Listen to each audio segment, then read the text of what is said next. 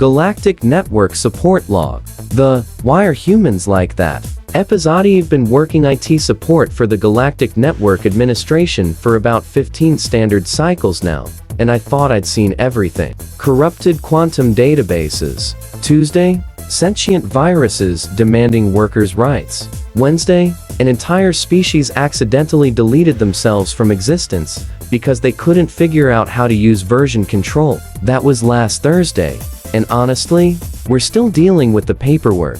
But nothing, and I mean nothing, prepared me for the day. Stumbled across file GN7749 Omega restricted. No, really, don't touch this one. Text file. Yeah, that's right. A text file. In the year 2387, when we've got neural link databases that can store the collective consciousness of entire civilizations. When we've got quantum storage matrices that exist in 17 dimensions simultaneously. When we've got data formats so advanced, they make reality itself question its own existence. Someone uploaded a plain text file, and somehow this little text file had more security clearance than the Emperor's personal porn collection. My name's David Sterling, by the way. I'm what you might call a cultural liaison specialist, which is corporate speak for the guy who explains why humans are like that. It's a surprisingly lucrative career path, considering we've spent the last 2 centuries confusing the hell out of everyone else in the galaxy. The morning this all started, I was sitting in my glorified cubicle on Station Harmony 7, drinking what the cafeteria generously called coffee, but which I'm pretty sure was actually liquid existential dread with caffeine additives. My workstation was pinging with the usual requests. Sterling, the Zephyrian delegation is asking why humans insist on shaking hands instead of the traditional greeting of ritual fight to the death. Sterling, the Christine Empire wants to know if Netflix and chill is actually a declaration of war. Sterling, there's been another incident involving humans and the words, "Hold my beer." You know, the usual Tuesday morning stuff. That's when my supervisor, Korvax, a 6-foot-tall insectoid who always looked like he'd rather be literally anywhere else, scuttled over to my desk with what I can only describe as the digital equivalent of a live grenade.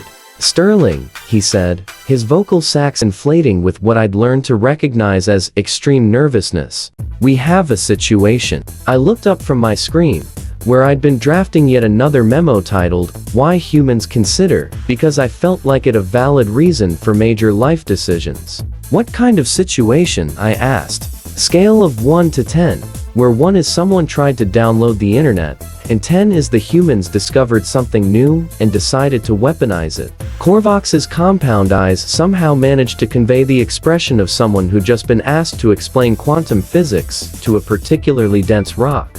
11. The Galactic Security Council has been trying to access a file for the past 3 cycles. It's been classified at the highest possible security level, above even the location of the universal reset button. I blinked. There's a universal reset button. Focus, Sterling. The file is. It's written in English. Now, you have to understand something about the galactic community. We've got universal translators that can convert any language into any other language instantaneously. We've got AI systems that can learn and understand new languages in nanoseconds. We've got telepathic species that communicate through interpretive dance. And we somehow figured out how to subtitle that. But for some reason, this one file is completely untranslatable. "What do you mean, untranslatable?" I asked. Korvax pulled up a holographic display showing the file in question. It was a simple text document, but the security warning surrounding it looked like someone had wrapped it in digital barbed wire and then set the barbed wire on fire. Every time our translation systems try to process it, He paused, his antennae twitching nervously. They started laughing hysterically. The advanced linguistics AI spent 6 hours yesterday just repeating the phrase, "Oh, that's rich," over and over. The quantum translation matrix achieved sentience just so it could tell us to go ask the humans about it before immediately deleting itself. I stared at the screen. The file was small, maybe a few paragraphs at most, but it was surrounded by more security protocols than a neutron star recipe. Who uploaded it? Unknown. It appeared in the network 3 cycles ago. Automatically assigned maximum security clearance. Every attempt to trace its origin has resulted in the investigation either having what can only be described as a nervous breakdown or converting to philosophy. And they want me to read it? You're the only human with appropriate clearance currently available. I looked at the file again. Its innocuous appearance was somehow more terrifying than if it had been actively on fire and screaming. What makes you think I can handle it if your advanced AI systems can't?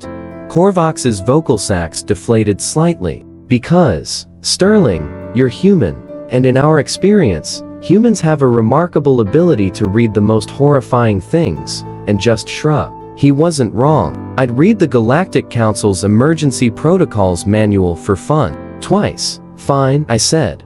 Taking what I knew wouldn't be my last sip of existential dread. But I want to raise. Done. And a new beverage dispenser. Sterling, you know I can't. Korvax.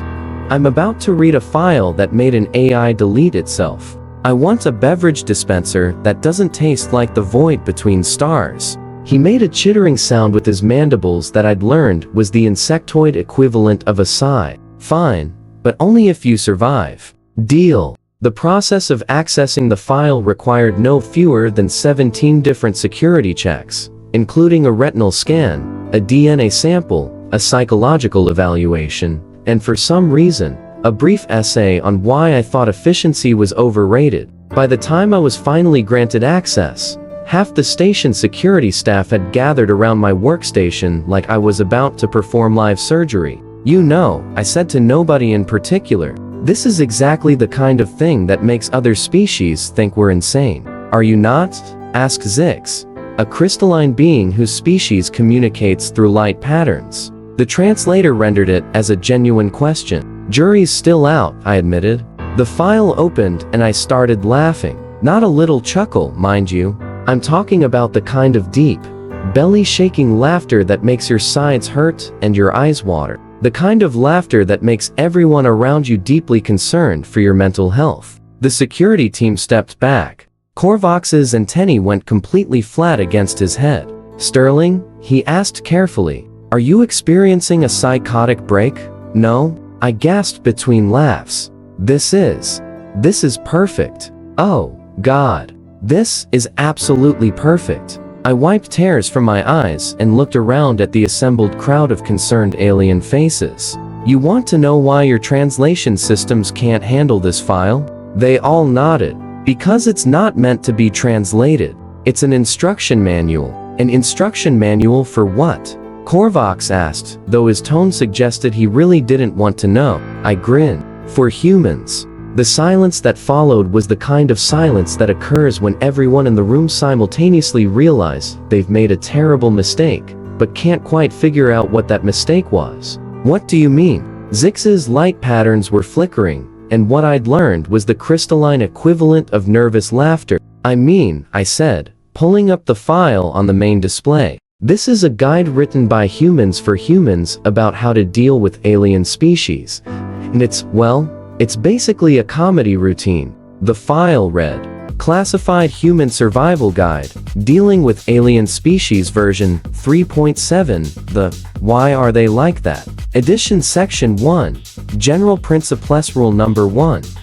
When in doubt, be polite, but weird. Aliens expect humans to be incomprehensible, so lean into it. If they ask you to explain human behavior, respond with something like, we're working on it, or, that's actually a feature, not a bug. Rule number 2. If an alien species has more than 4 eyes, they're probably overanalyzing everything. Speak in vague metaphors and watch them tie themselves in knots, trying to understand the deeper meaning. Rule number 3.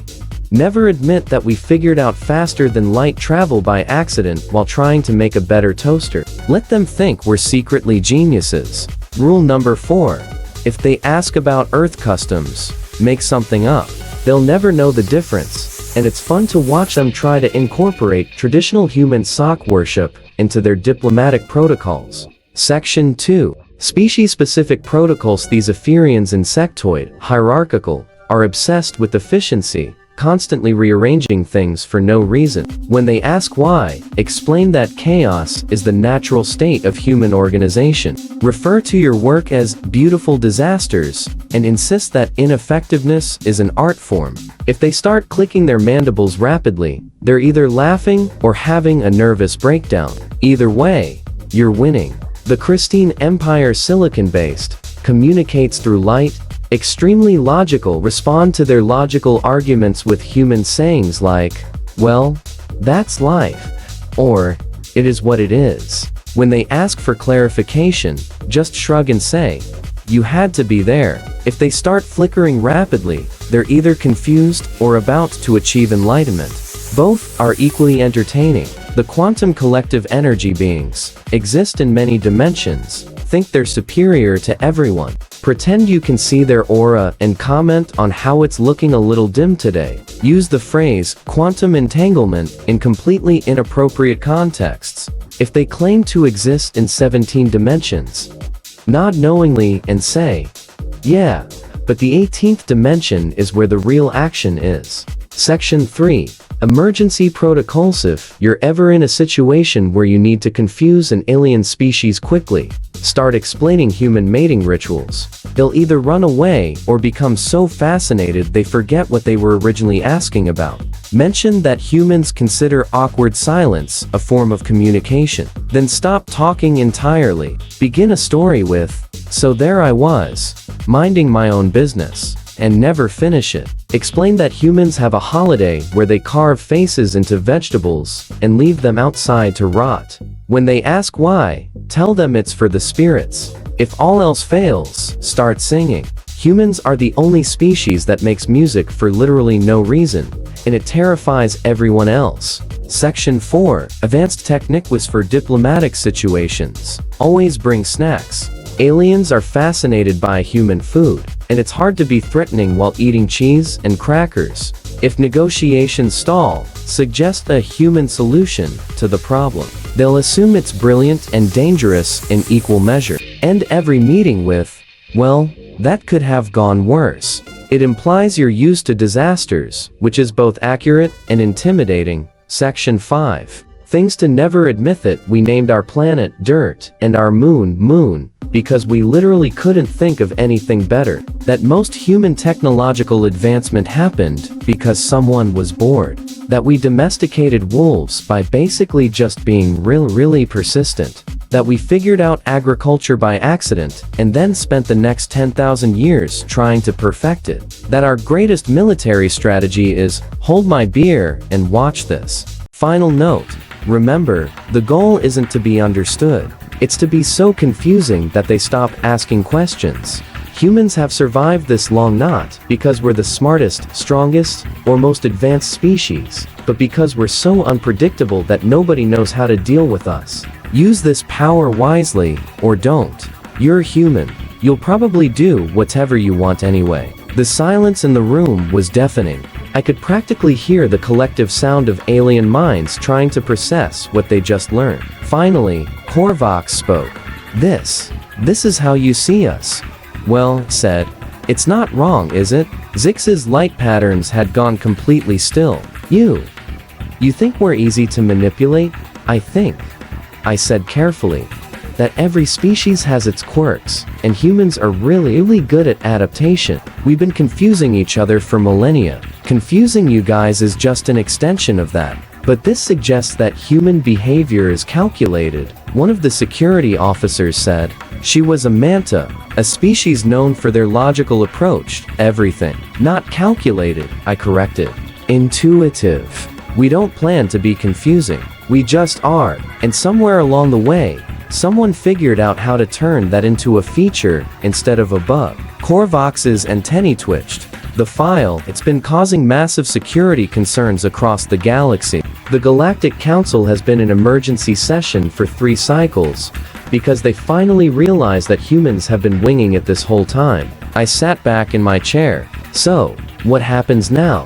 Now, Korvac said, his vocal sacs inflating with what I was pretty sure was resignation. We have to figure out how to deal with the fact that the most unpredictable species in the galaxy has been operating on pure instinct, and somehow managed to become one of the most influential civilizations in galactic history. And that's bad because it means everything we thought we knew about strategy, planning, and logical decision-making is apparently optional. I grin. Welcome to being human. Over the next few hours, word spread throughout the station, then throughout the sector, then throughout the galaxy. The file that had been locked away with maximum security clearance wasn't a weapon or a secret technology or a doomsday device. It was a comedy routine that accidentally revealed the greatest secret in galactic history.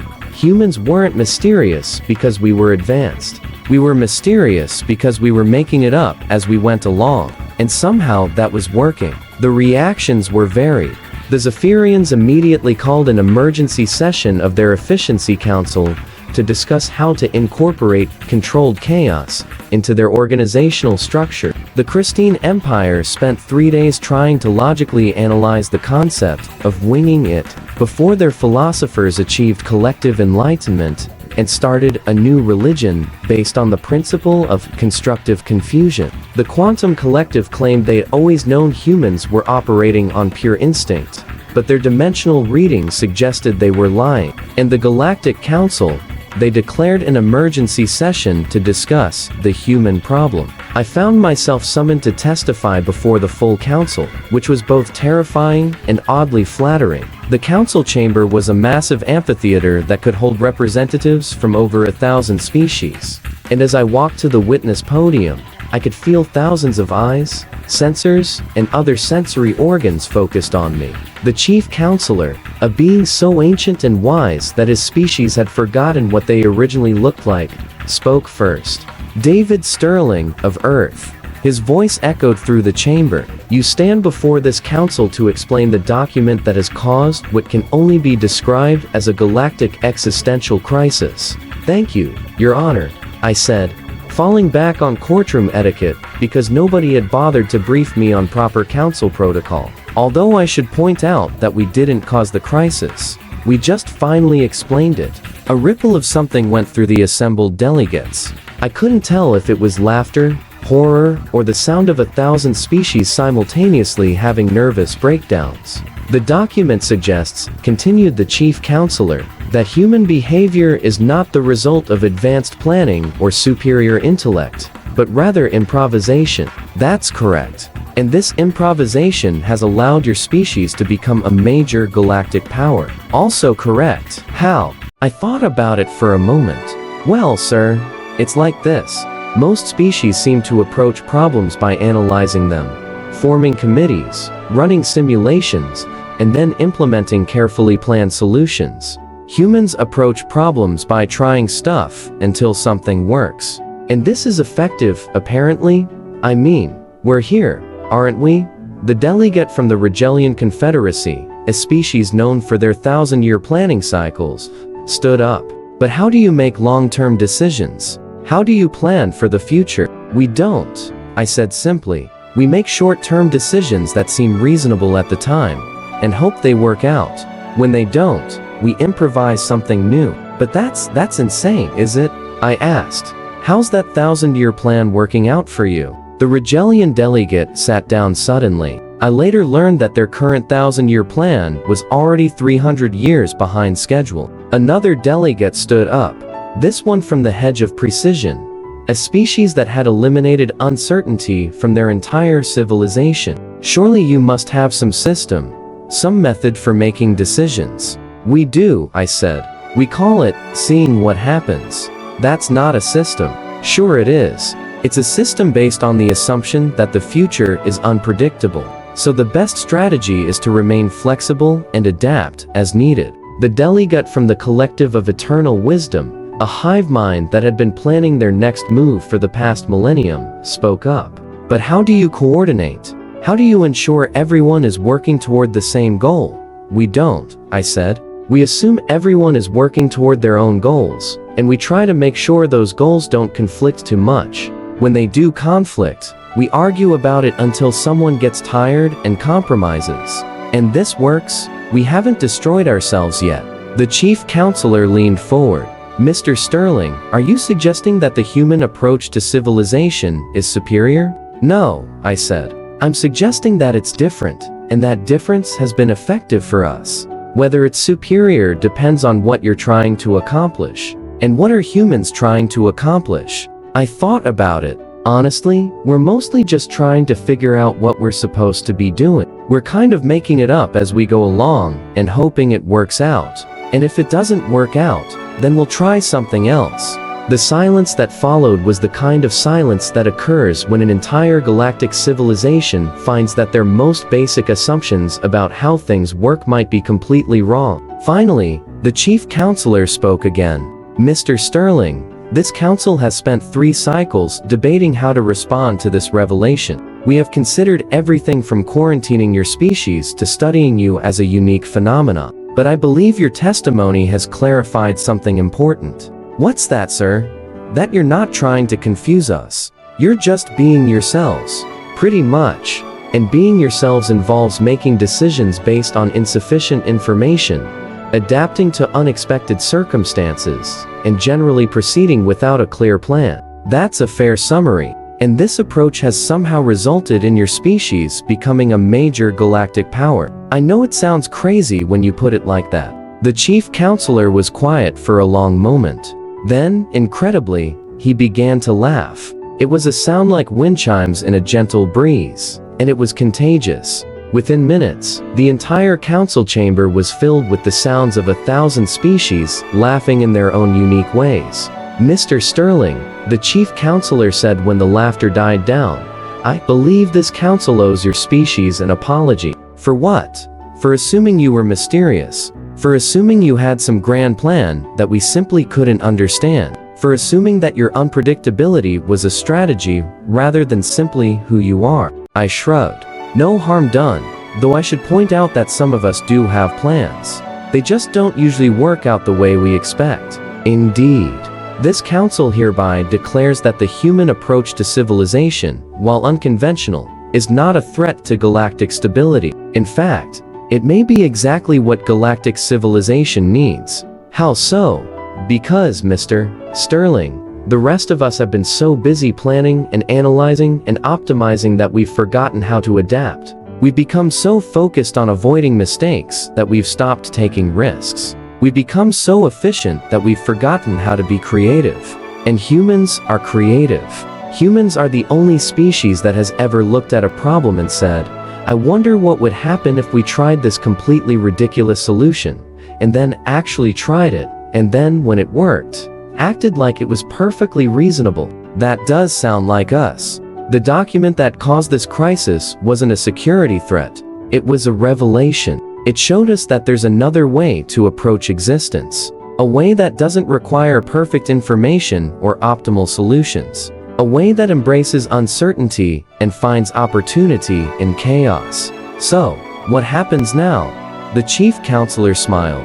At least, I think it was a smile. It was hard to tell with a being that looked like a cross between a tree and a very dignified mushroom. Now, Mr. Sterling, we learned that efficiency isn't always the answer. We learned that plans are just suggestions. We learned that sometimes the best solution is to try something and see what happens. And if it doesn't work, then we try something else, just like humans do. I left the council chamber that day with a new understanding of my species' place in the galaxy. We weren't the smartest, strongest, or most advanced civilization. We were the most adaptable. We were the species that had turned uncertainty into a strength, confusion into a tool, and chaos into a way of life. And somehow that was enough. The file that had caused so much concern was declassified and made available to the entire galaxy. It became required reading in xenopsychology courses and was translated into over 1,000 languages.